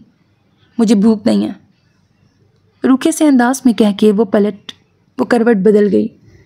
एमी जान, तबीयत तो ठीक है तुम्हारी? पापा की आवाज़ पे वो उठ बैठी। हसन बेग उसके करीब ही पलंग पे बैठ गए। जी ठीक हूँ, वो नज़रें झुका के बोली। तुम शाहजेब के साथ खुश तो हो? छोड़े पापा, खुशी की बात मेरे सामने न किया करें। हसन बेग एक लम्हे को खामोश रह गए। कल से वो इसी तरह अपने कमरे में बंद थी। कल वो पूरे 4 माह बाद ईमा से मिलने मलिक हवेली गए थे। उन्होंने महसूस किया कि सब बहुत खामोश थे। शाहजेब तो घर पर था ही नहीं। आपा खैर है, सब ठीक तो है यहाँ? वो पूछे बिना न रह सके। तब अर्जुमंद बानो ने बड़े दिलगीर लहजे में हसन बेग को ईमा की हालत के बारे में आगाह किया। वो सख्त फिक्रमंद थी ईमा की जहनी हालत के बारे में। मैं एमी को कुछ दिन के लिए अपने साथ ले जाना चाहता हूँ। आखिर बाप थे बेटी की हालत पे तड़प उठे। ईमा भी बिला चूं चरा उनके साथ जाने पर तैयार हो गई थी। गुज़िश्ता रात शाहजेब ने जो सलूक उसके साथ किया था, उसके बाद तो वो अब उसकी शक्ल भी देखना नहीं चाहती थी। दिल ही दिल में उसने फैसला कर लिया था कि वो अब लौट कर यहाँ नहीं आएगी। इन 4 माह में उसने शाहजेब मलिक के साथ निबाह करने की बहुत कोशिश की थी, मगर सब बेसूद। वो हसन बेग के साथ चली आई थी। सादिया बेगम ने खासे सर्द से अंदाज में उसका इस्तकबाल किया था। यह औरत मेरी बर्बादी की जिम्मेदार है। सादिया बेगम को देखते ही उसके जहन में पहला ख्याल यही आया था। एमी बेटा, आज शाम को तैयार रहना, हमें कहीं जाना है। कहाँ? हसन बेग की आवाज़ पर वो चौंकी थी। डॉक्टर के पास, वो नज़रें चुरा के बोले। साइकेट्रिस्ट? डू यू थिंक कि मैं पागल हूँ?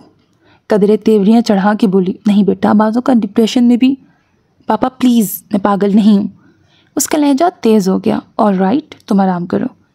हसन बेग उसका सर टपकते हुए उठ खड़े हुए। वो खाली जहनी की कैफियत में छत को घूरती रही। उसका जहन इस वक्त बिल्कुल खाली सलेट की मानंद हो रहा था। महज 25 बरस की उम्र में वो इतने तजर्बात से गुजर चुकी थी कि खुद को उम्र रसीदा महसूस करने लगी थी। माँ से महरूमी, बाप की दूसरी शादी और ला ताल्लुकी, सुतेली माँ का नारवा सलूक, हारून रज़ा और फिर शाहजेब मलिक। कोई याद भी दुख और दर्द से खाली न थी। कितने खाली हाथ हैं मेरे। उसने अपने दोनों हाथों को खोलकर सामने किया और गौर से हथेलियों को देखने लगी। सफ़ेद और गुलाबी हथेलियाँ सामने थीं। चंद कतरे गुलाबी हथेलियों को नम कर गए तो वो चौंकी। बायां हाथ बेइख्तियार गाल पे रखा। मैं रो रही हूँ? वो गोया हैरान हुई थी। मैं सारी उम्र मोहब्बतों को तरसती रही, मगर महरूम रही। आंसुओं की रवानी में तेज़ी आ गई थी और जाने कब रोते रोते उसकी आंख लग गई। उसे पापा के पास रहते हुए 2 हफ्ते होने वाले थे। शाहजेब ने एक बार भी पलट कर खबर ना ली थी। अर्जुमंद बानो ने एक आध बार फ़ोन किया था, मगर उसकी बात ना हो पाई थी। सादिया बेगम से उसके ताल्लुकात पहले से ज़्यादा ख़राब हो चुके थे। दिन बड़े बेकैफ से गुजर रहे थे। यूँ लगता था जैसे ज़िंदगी पर एक गहरा जमूद छा गया हो। और तब उसकी मुलाकात एक बार फिर हारून रज़ा से हुई। शॉपिंग मॉल में होने वाली मुलाकात बहुत जल्द दोनों को करीब ले आई। ईमा को जज्बाती सहारे की ज़रूरत थी जो उसे हारून रज़ा की सूरत में मिल गया था। हारून को उसने फ़कत इतना बताया था कि वो शाहजेब मलिक से अलहदगी इख्तियार कर चुकी है। हारून रज़ा 1 माह की छुट्टी पे आया हुआ था। हारून ने जब उसे शादी की ऑफ़र की तो वह एक लम्हे को खामोश रह गई। मैंने खुद को बहुत समझाया, मगर बेबस रहा। मैं सिर्फ इतना जानता हूँ कि मेरे दिल में तुम्हारे लिए जो मोहब्बत है वो कभी कम नहीं हो सकती, बल्कि वक्त गुजरने के साथ साथ इसमें इजाफा हो रहा है। आप जानते हैं मैं शादीशुदा हूँ। वो नज़रें चुरा गई थी। जानता हूँ, मगर अब तो तुम मुझसे अलहदगी इख्तियार कर चुकी हो। सिर्फ अलहदगी हुई है, तलाक नहीं। तलाक का लफ्ज़ लबों पर लाते लाते एक बार ही उसका दिल डूब सा गया था। ईमा, मैं सिर्फ अपनी खुशी के लिए किसी का घर उजाड़ना नहीं चाहता। अगर तुम समझती हो कि तुम शाहजेब मलिक के साथ खुश रह सकती हो तो मैं कभी भी तुम्हें यह मशवरा नहीं दूंगा कि तुम खुला ले लो। आप तो, ईमा ने जुमला अधूरा छोड़ दिया। जानता हूँ तुम क्या कहना चाहती हो। तुम भी सोच रही होगी कि ये कैसा अजीब शख्स है, एक पल को शादी की ऑफ़र करता है तो दूसरे ही पल तलाक लेने से मना कर रहा है। ईमा, मैंने तुमसे मोहब्बत की है, बेलौस और बेगर्स। ये मेरी खुशकिस्मती होगी अगर तुम मेरी हमसफ़र बनो, मगर अपनी खुशी से ज़्यादा मेरे नज़दीक तुम्हारी खुशी अहम है। शाहजेब मलिक के साथ गुजरे ये 4 माह मेरे लिए किसी अजियत से कम न थे। फिर भी तुम सोच समझ के फ़ैसला करना। अगर फ़ैसला मेरे हक़ में हो तो मेरे लिए इससे बढ़कर और क्या हो सकता है, और अगर इसके बरअक्स हो तो भी मेरे दिल में तुम्हारा जो मकाम है वो कभी कम ना होगा। उस रात वो ठीक से सो भी ना पाई थी। हारून रज़ा की बातें उसके जहन के ऐवानों में चकराती फिर रही थीं। किस कदर अजीब शख्स है ये हारून रज़ा, और उसकी मोहब्बत अजीब तर। रात के आखिरी पहर वो टेरेस की ग्रिल से टेक लगाए सोचों में गुम खड़ी थी। शाहज़ेब मलिक, तुमने कभी मुझे समझने की कोशिश ही नहीं की। एक सर्द आह उसके लबों से खारिज हुई। अगर उसने समझने की कोशिश नहीं की तो तुमने कौन सी कोशिश कर ली। दिलो दिमाग में जंग छिड़ चुकी थी। वो जाहिल शख्स किसी भी तरह मेरे काबिल नहीं था। ये तुम भी जानती हो ईमा हसन कि शाहज़ेब मलिक जागीर दराना जहनियत का हामिल ज़रूर था, मगर जाहिल या अहमक नहीं। मास्टर्स की डिग्री है उसके पास। उसने कभी मुझे मोहब्बत की नज़र से भी नहीं देखा। इसमें कसूर सरासर तुम्हारा है। बहरहाल वो एक मर्द है।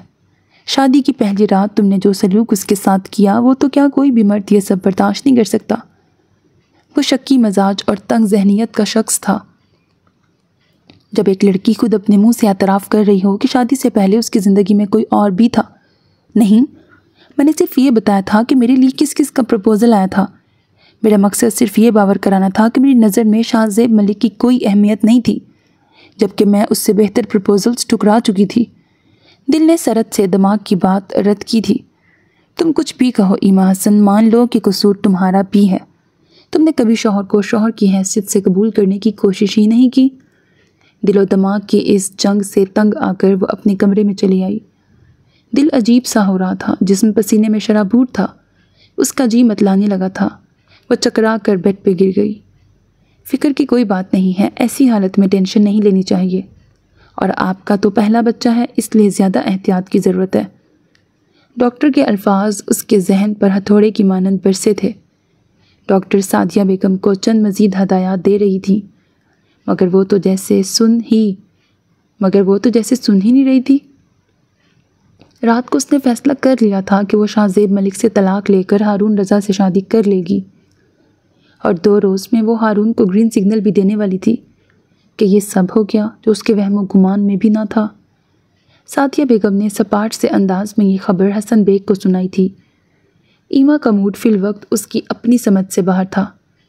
वो अपने कमरे में जाके बंद हो गई। शाम की चाय पर साद उसे बुलाने आया तो वो बाहर निकली। हारून सुबह से कई बार फ़ोन कर चुका था, मगर हर बार वो फ़ोन डिस्कनेक्ट कर देती थी।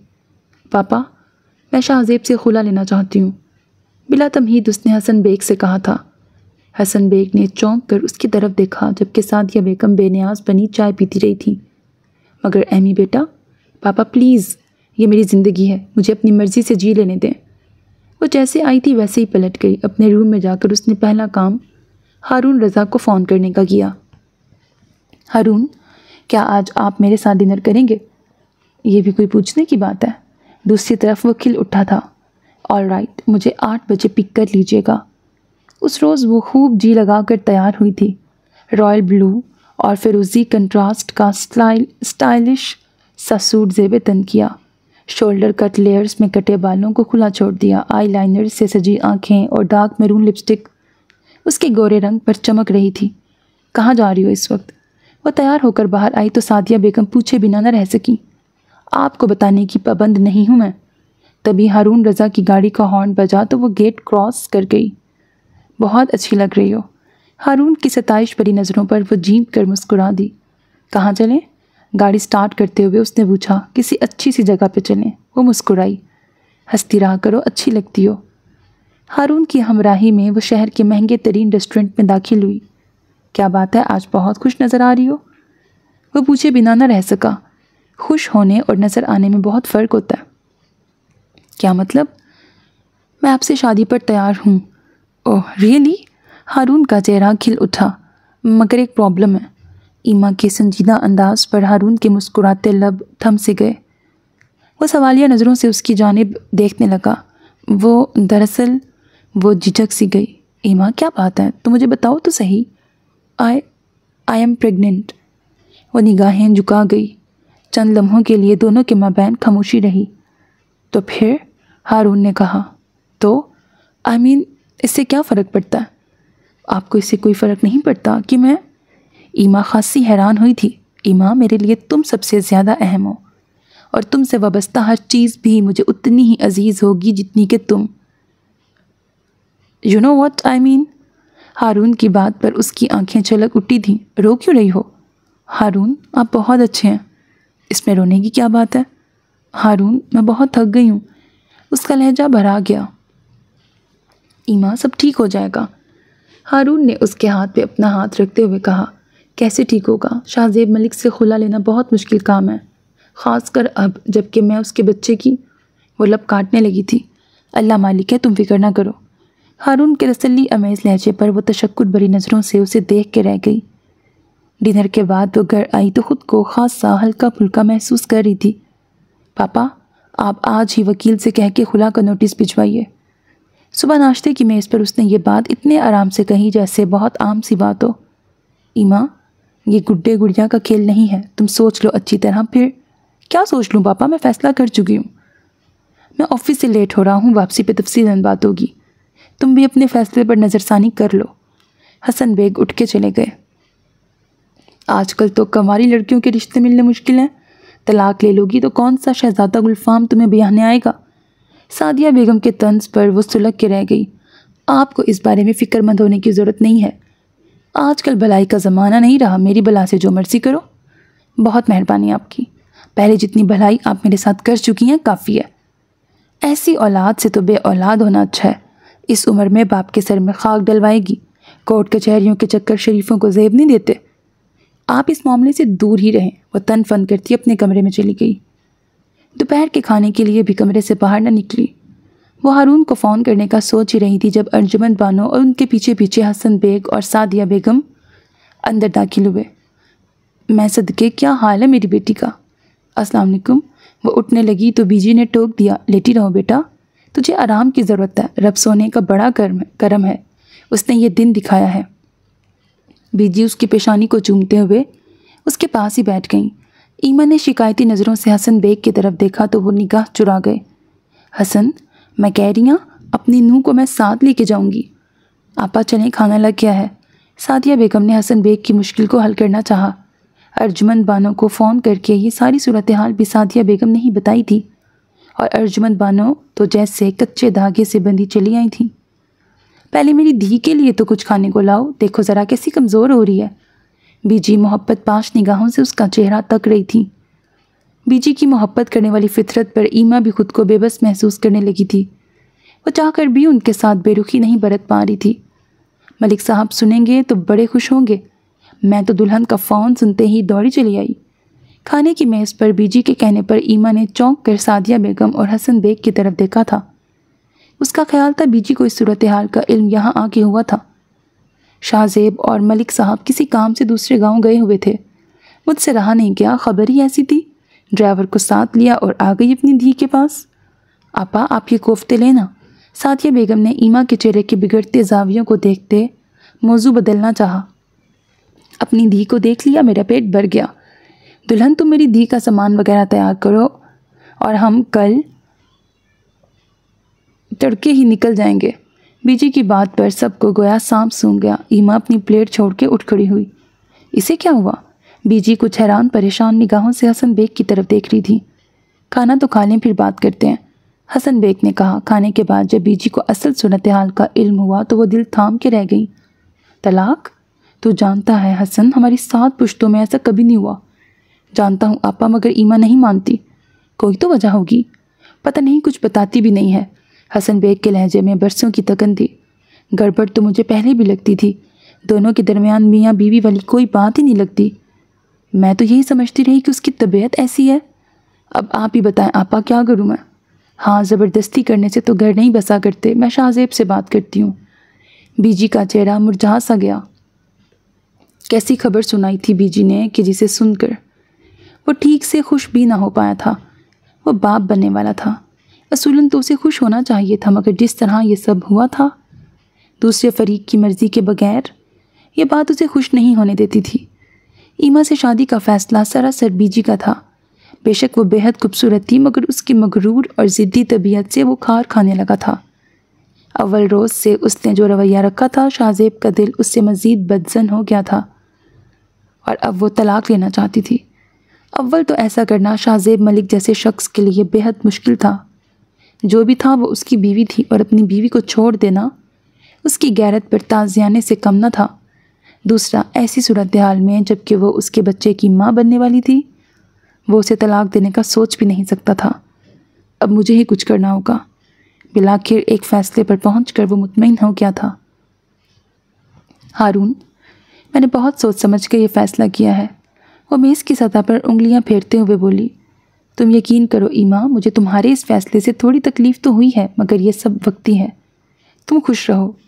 मेरे लिए इससे बढ़कर और खुशी क्या होगी। हो सके तो मुझे माफ़ कर दीजिएगा। वो पलकें झपक झपक कर आंसुओं पर बंद बांधने लगी। कैसी बातें कर रही हो। ज़िंदगी के किसी मोड़ पर तुम्हें मेरी ज़रूरत हो तो पुकार लेना। और ये उसकी हारून रज़ा से आखिरी मुलाकात थी। उसने बहुत सोचा था और बिलाखिर ये फ़ैसला किया था। तलाक भी तभी मौसर होती जब तक वो शाहज़ेब के बच्चे को जन्म ना दे लेती। अगर मैं शाहज़ेब से तलाक ले लेती हूँ तो जाहिर है जिस तरह मैं दूसरी शादी करूँगी वो भी करेगा, और ये बच्चा, इसका मुस्तकबिल क्या होगा। क्या एक और ईमा हसन इस दुनिया में आने वाली है। बच्चा मेरे पास रहेगा तो बाप सुतेला होगा, और अगर शाहज़ेब के पास रहेगा तो सुतेली माँ। सुतेली माँ? नहीं नहीं, क्या मैं ये बर्दाश्त कर लूँगी कि जो कुछ मेरे साथ हुआ वो मेरे बच्चे के साथ भी हो। रात भर वो इन्हीं सोचों के गर्दाब में फंसी रही थी।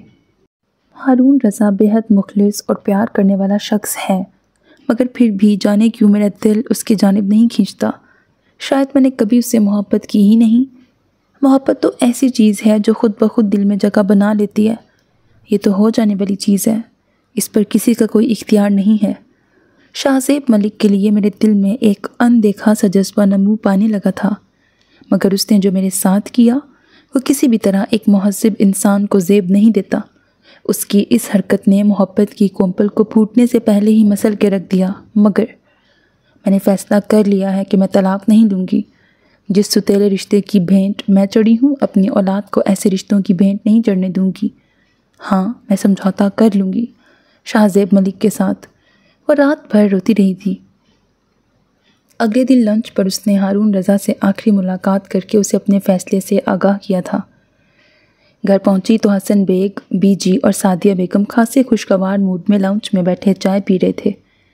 उसे हैरत हुई क्योंकि उन 2 दिनों में उसने पहली बार बीजी और हसन बेग के चेहरों पर मुस्कुराहट देखी थी। किसी ने उसकी आमद का नोटिस ही नहीं लिया था और यह बात ज़्यादा हैरानकुन थी। वो अपने कमरे में चली गई। आप? वो ठिठक के रुकी थी। शाहज़ेब मलिक उसके बेड पर नीम दराज था, हाथ में कोई किताब पकड़ रखी थी। मुझे देखकर इतनी हैरान क्यों हो रही हो? क्या मेरे सर पे सींग निकल आए हैं? वह उठकर उसके मुकाबिल आ खड़ा हुआ। आप यहाँ क्यों आए हैं? वह रुख फेर गई। अपनी बीवी को लेने। दोनों बाजुओं से उसकी कमर के गिर्द हसार बनाया और थोड़ी उसके दाएं शाने पे ठिका दी। ईमा का दिल उछलकर हलक में आ गया। झूठ मत बोलें, आपने मुझे कभी बीवी समझा ही नहीं। वो तड़प कर उसके हसार से बाहर निकली। तुमने कभी मुझे शौहर समझा? वो तुर्की बतुर्की बोला तो वह गड़बड़ा के रह गई। मेरा मकसद तुम्हें शर्मिंदा करना नहीं था। शानों से थाम कर उसे मुकाबिल किया। क्या ऐसा नहीं हो सकता ईमा कि हम सब कुछ भुलाकर एक नई ज़िंदगी शुरू करें? मुझे पता है आप ये सब अब इसलिए कह रहे हैं क्योंकि मैं। वो चुप हो गई। गला आंसुओं से रुंध गया था। क्योंकि तुम क्या? शाहज़ेब ने दिलचस्पी से उसके कंफ्यूज होते चेहरे को देखा। इस समय वो बहुत प्यारी और दिल के करीब लगी थी। ओह माय स्वीट हार्ट, एक वजह ये भी है, मगर हकीकत यह है कि मैं तुम्हें अब छोड़ नहीं सकता। शाहज़ेब ने खींचकर उसे खुद से करीब किया तो वो तो जैसे भरी बैठी थी। उसके सीने पे सर रख कर जो रोना शुरू हुई तो खुद शाहज़ेब के लिए भी उसे चुप कराना मुश्किल हो गया। ओफो, अब चुप भी करो, कोई आ गया तो क्या सोचेगा? शाहज़ेब का अंदाज़ ऐसा था कि वो लजा कर उससे दूर हुई थी। वैसे मुझे उम्मीद नहीं थी कि तुम इतनी आसानी से मान जाओगी। ये बदला बदला अंदाज़, ये लबो लहजा, ये मोहब्बत छलकाता शीरी लहजा, वो तो हैरान नज़रों से उसे तकती रह गई। ऐसे क्या देख रही हो? आप बदल कैसे गए? लहजा ऐसा मासूम था कि वो कह कहा लगाए बिना न रह सका। मैं तो हमेशा से ही ऐसा था, तुमने ही कभी समझने की कोशिश नहीं की। अपनी अना की दीवारों को बुलंद से बुलंद करती गईं। कभी मेरे करीब आने की कोशिश ही नहीं की और ना मुझे अपने करीब आने दिया। वो संजीदा हो गया। ईमा ने कुछ ऐसी नज़रों से उसकी तरफ देखा जिनका मफ़हूम वो बिना कुछ कहे समझ गया। मैं मानता हूँ मैंने जो कुछ किया मुझे इस तरह नहीं करना चाहिए था, मगर तुमने बात ही ऐसी की थी कि मैं खुद पे काबू ना रख पाया। I am sorry. माफ़ी तो मुझे आपसे मांगनी चाहिए, गलती तो मेरी ही थी। और वो हारून रज़ा, कुछ बताने की या वजाहत देने की ज़रूरत नहीं है। शाहज़ेब ने उसकी बात काटी। जानती हो, शादी से पहले जब तुम मेरे पास आई थी हारून रज़ा और दीगर प्रपोजल्स के बारे में बताने, तो मैं ये सब पहले से जानता था। हसन मामू ने मुझे पहले ही सब कुछ बता दिया था और मैं समझता हूँ इस सब में तुम्हारा इतना कसूर नहीं जितना मामू और ममानी का है। मामू ने तुम्हें सुतेली माँ के रहमो करम पे छोड़ दिया और तुम्हारी एक्टिविटीज़ पर नज़र ना रखी, और सादिया ममानी को माँ बनना आया ही नहीं। और फिर भी आप, वो ताने, वो शक्की अंदाज। वो खासी हैरान हुई थी। वो तो मैं महज तुम्हें तंग करने की खातिर कहता था। शाहज़ेब मुस्कुराया तो ईमा के लबों पर भी मुस्कुराहट दौड़ गई। अगर मैंने कभी आपको समझने की कोशिश नहीं की तो इसकी वजह भी आप ही हैं। वो कैसे? आपका अंदाज ही ऐसा होता था कि अगले बंदे की रूह फना हो जाए। मैं तो अब भी ऐसा ही हूँ, सोच लो। वो शरारत से आंख दबा के बोला, सोच लिया। ईमन ने पुरसुकून अंदाज में कहते हुए उसके कुशादा सीने पे सर रख दिया। वैसे ये नई इत्तला है मेरे लिए कि पागल सोचते भी हैं। शाहज़ेब के शरीर अंदाज पर ईमा ने घूर के उसे देखा, फिर वो दोनों ही खिलखिला के हंस पड़े। बाहर लाउंज में बैठे हसन बेग और अर्जुमंद बानो के चेहरों पर तमानियत दौड़ गई। उनके बच्चों ने खुले दिल से एक दूसरे को कबूल कर लिया था। इससे बढ़कर खुशी की बात उनके लिए और क्या हो सकती थी। ख़त्म शुद। सो मेरे अजीज़ listeners, this was the end of the novel मेरे रास्तों को गुलाब कर। Hope that you like it. Channel को सब्सक्राइब करना, वीडियो को लाइक करना हरगिज़ ना भूलिएगा, because that's how you can encourage me. Allah हाफ़िज़।